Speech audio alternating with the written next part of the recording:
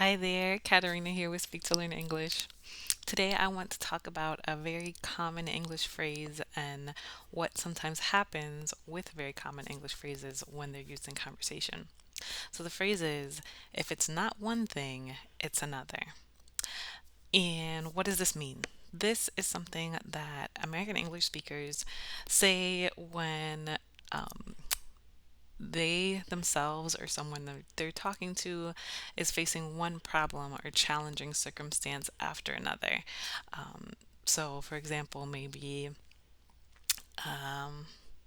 somebody crashed into your car and you just got it out of the shop, and now your kid got sick.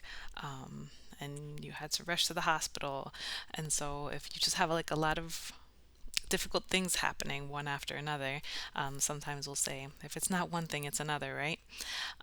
But the thing that happens sometimes in conversation is because the phrase is so common, people will say only part of the phrase, and the other person might finish it for them or might just continue the conversation.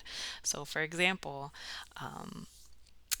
using the example that I just said, I might say to someone, well, somebody hit my car, so I had to get that repaired, and now my child is sick.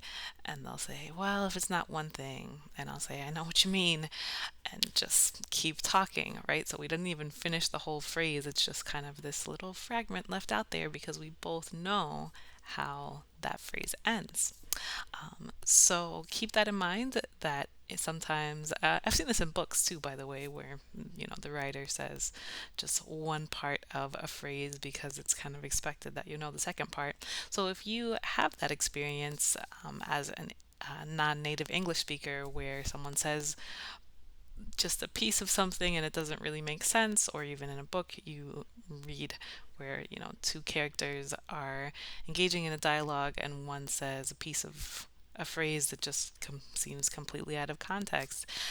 If you're not already doing this, search for it online, search for just that piece and see if you can find what the end is and then also what the whole phrase means together, and keep growing your English that way.